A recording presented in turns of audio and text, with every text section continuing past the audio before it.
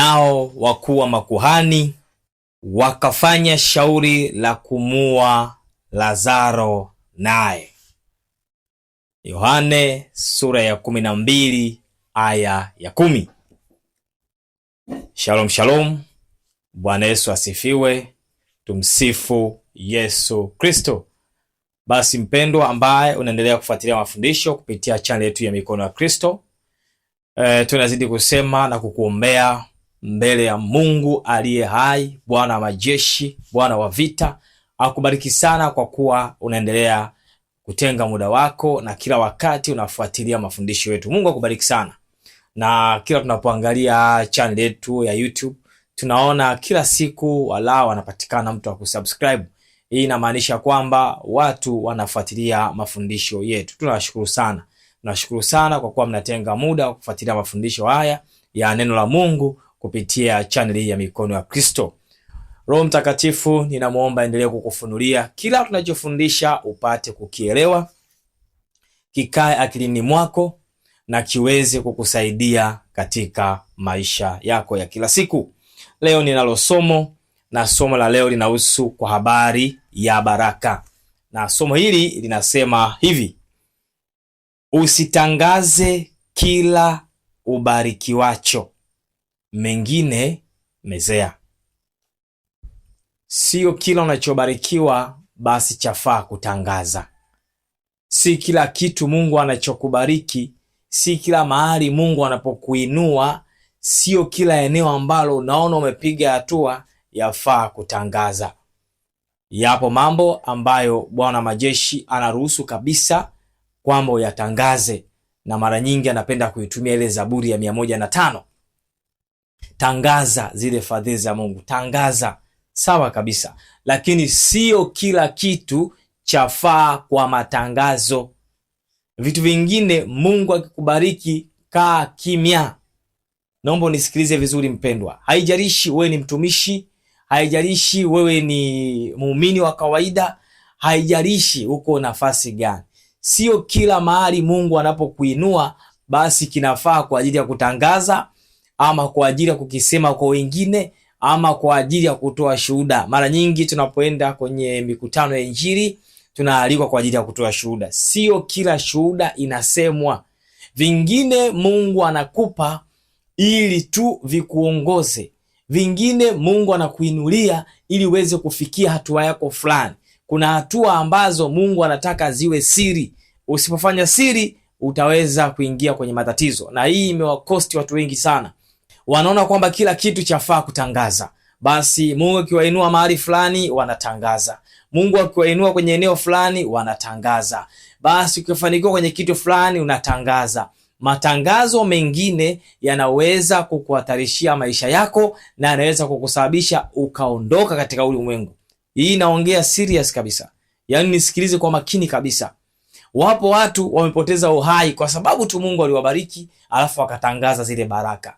Wapo watu wamefikia ukomo wa biashara zao, wamerudi nyuma hata kwenye huduma. Ulikuwa na huduma, Mungu amekunyanyua kwenye huduma yako, amekuweka viwango vingine. Hebu fikiri katika jambo dogo tu. Mtu upo labda uko na mhudumu mwenzio. Fikiria wote mnahudumu sawa. Mhudumu mwenzako ameingia kwenye huduma, ana miaka 10, ana miaka 15 au zaidi hapo. Alafu huduma yake na kiwango fulani. Alafu wewe umeingia kwenye huduma labda una mwaka mmoja au una miaka 2. Alafu Mungu anakupa tu neema fulani kubwa kabisa ambayo inaweza kuonekana kwa watu, lakini wewe unakwenda kuitangaza ile neema kwa watu wale. Si rahisi kwa akili ya mwanadamu kupokea katika hali ya furaha kitendo cha namna hiyo. Walio wengi huwa wanachukia, na wanapochukia wanaanza kukuletea maseke, wanaanza kukuletea mizengwe, wataanza kukuletea kila aina ya neno au kila aina ya kitu ambacho kinaweza kikakutoa kwenye huduma. Alikuwa ni mhudumu mwenzio, anaanza kuongea mambo ya hila, anaanza kuongea mambo ya fitina, unaanza kuonekana wewe ufai, unajiuliza mimi sifai wapi? Nimekosea wapi? Kumbe kosa lako ni kwa sababu ulitangaza kitu ambacho Mungu amekuinua nacho. Mungu amekupiga hatua fulani, umeenda maili fulani mbele, umetangaza. Hilo ndio kosa lako, hakuna kosa lingine. Watu wamechukia, na wamechukia, wamekuundia tume, wanaanza kukusakama. Ulikuwa unapiga kinanda vizuri, unatolewa kwenye eneo lako la kinanda. Ulikuwa ni mwimbaji mzuri, wanakutoa kwenye eneo la sifa. Yule hafai, na maneno yatakuwa mengi. Yule ni mzinzi, tunamjua yule ana wanaume wengi, tunamjua yule ana wanawake wengi, tunamjua yule amempa mimba fulani, tunamjua yule yani hafai kabisa mahali hapa. Wenzako wanasikilizwa, wenzako wamechukia, unashangaa kwenye huduma unaondolewa, usijue nini kimetokea. Kumbe tu ni kwa sababu kuna kitu Mungu amekiinua kwako, wewe ukaenda kukitangaza, ukutaka kuficha. Sio kila kitu cha Mungu kinaweza kukatangazwa.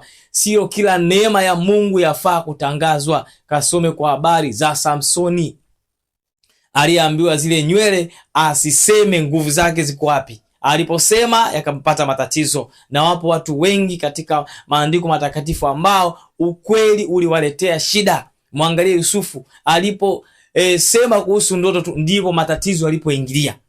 Ndiko matatizo alipoingilia baada ya kuwahadithia wale ndugu zake kwa habari ya ile ndoto. Ile ndoto ingetimia tu, ila alipowahadithia tu mfumo ukabadilika, ikaenda kutimia kupitia mateso.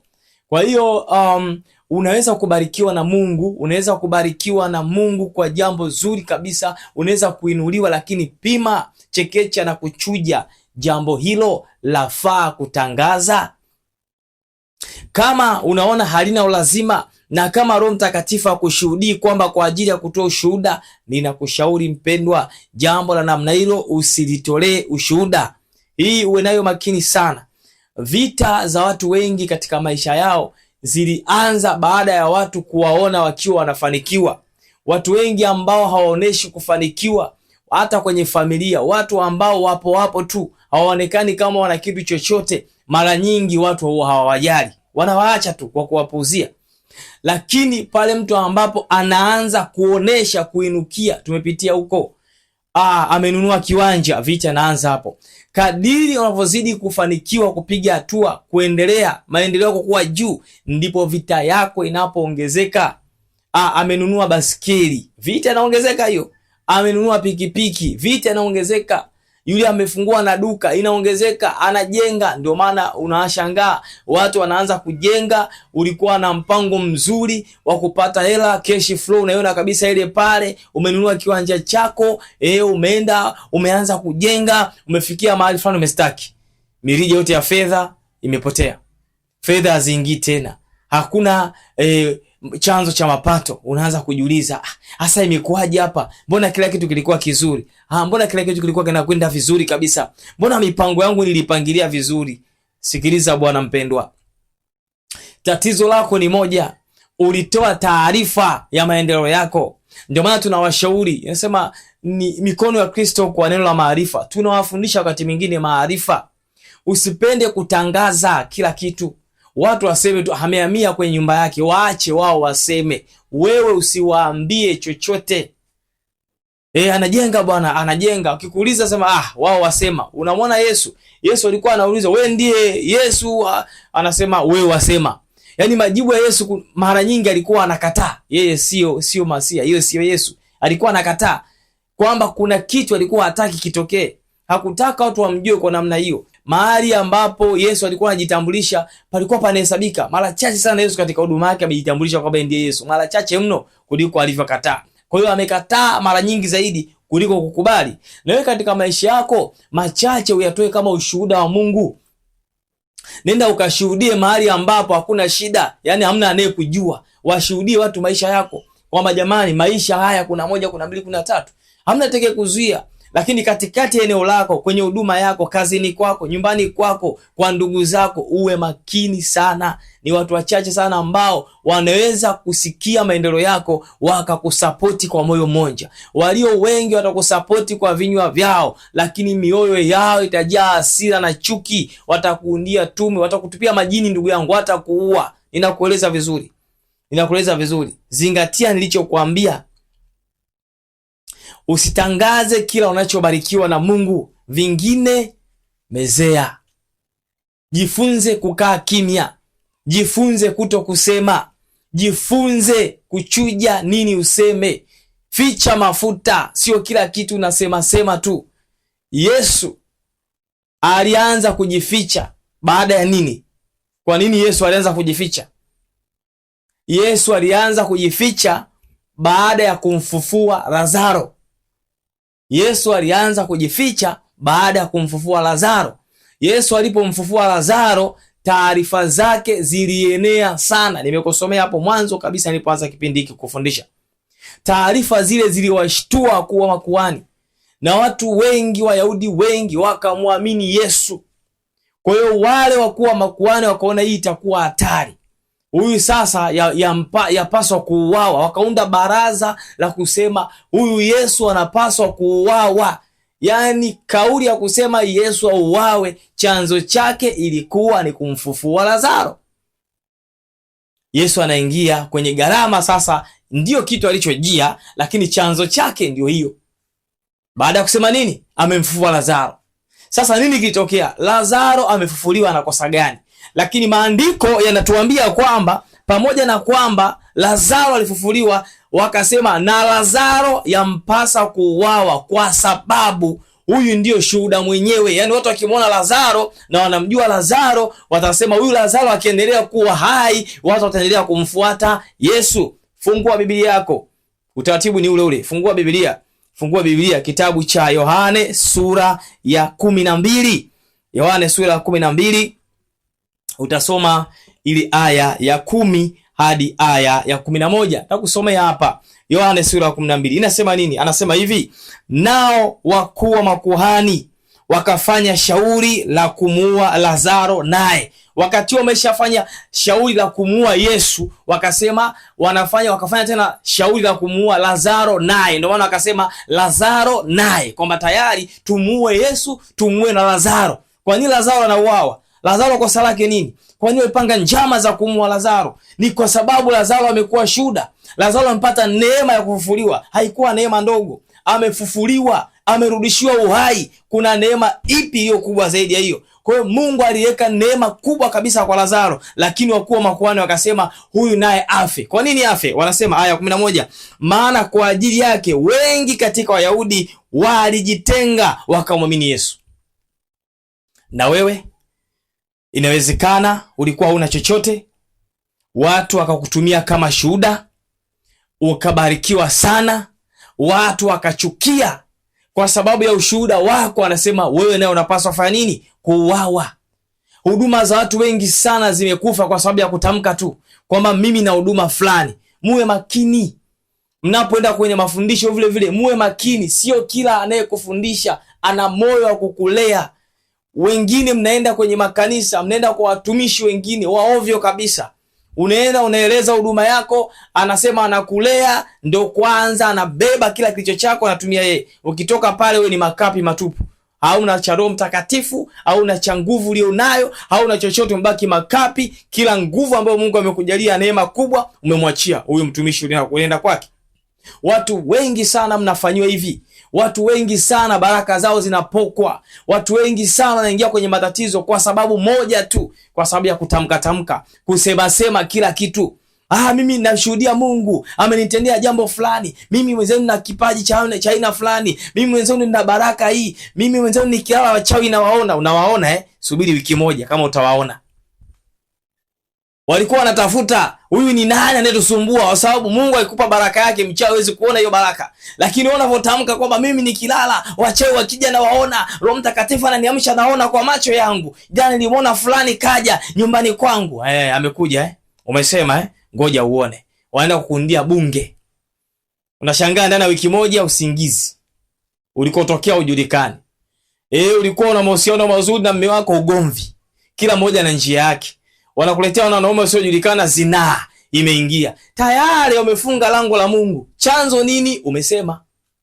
Ulitamka vitu ambavyo Mungu alikupa neema ili ikusaidie katika huduma yako. Ufanye siri, sio kila kitu unasema. Wahudumu wanaelewa vizuri, watumishi wanaelewa vizuri kwamba sio kila kitu unasema. Vinavyoonekana acha vionekane, visivyoonekana ficha, mezea.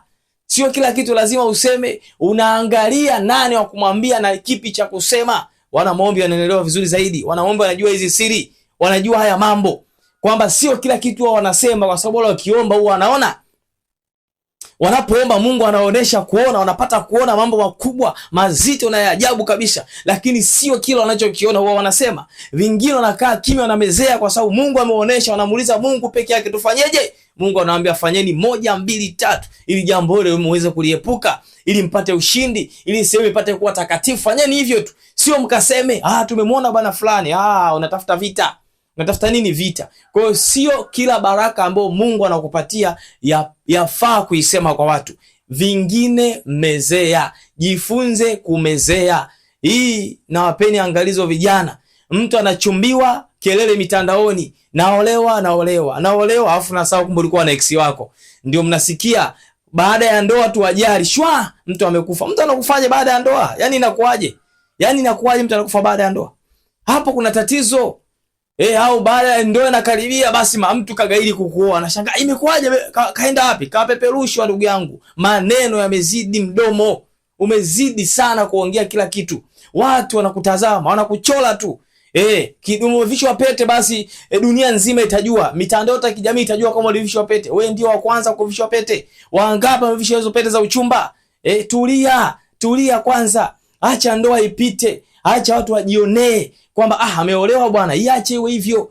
Ndio maana tunasema ndoa za matarumbeta huaga hazidumu, ama zinakuwa na kelele sana kwenye familia. Sio kwa sababu matarumbeta, ni kwa sababu watu wengi wamejua kwamba wewe umeolewa. Pengine kuolewa kwenye ni kwa shida. Maisha yenu hamna historia ya kuolewa. Wanasema ameolewa, ngoja atakiwa na cha moto. Wanakuletea vurugu katika maisha yako, lakini utawalaumu watu bure. Chanzo ni wewe. Usingesema wasingejua. Na ugonjwa wanao sana wanawake, ukiingia kwenye mitandao ni kuposti na wao. Kuposti kila kitu wanaposti. Siku hizi hadi matumbo ya mimba mnayaposti. Maskini hata muelewe mnachokifanya. Mnakwenda studio kabisa, wanalifungua tumbo shwa. Bana, mtu anakupiga picha, wanaposti mtandaoni eti nina mimba. Wewe unajua mimba vizuri? Mtoto anakaa huko miezi 9 akae huko, aje kuzaliwa huyo. Matokeo yake mnasikia mama na mtoto kafa, na mama kafa na mtoto wake. Kwa ulikuwa sio uzazi operation, basi ametoka sio ameanza kutoka mguu, mara sio kaanza kutoka sio kiuno. Hivi vitu ni kwa sababu ya matangazo. Wakati mwingine mtalaumu watu, wakati mwingine mtalaumu madaktari, kumbe nyinyi wenyewe mmejitangazia kwa watu. Watu wanaanzisha vita. Wanasema vita na wewe. Watu wanakutafuta na kuchola kila mahali, lakini hutaki kutulia. Nimekusomea andiko moja tu habari ya Lazaro. Kafufuliwa Lazaro, anataka kumuua. Lazaro kosa lake nini? Na wewe utafanya kosa hilo. Mungu anakupa neema ya kupata mtoto. Unapata mtoto, unamtangazia nani? Ili iweje? Unatangaza ili kiwe nini? Wewe ndio wa kwanza kuzaa. Wewe ndio wa kwanza kupata mimba. Wangapi mpata mimba? Hii dunia na miaka milioni ngapi? Itakuwa wewe. Kwa tulizana mtu wa Mungu. Sio kila kitu Mungu anachokupatia. Wakizaliwa watoto, mtu anakuuliza watoto wa nani? Wa kwangu, inatosha.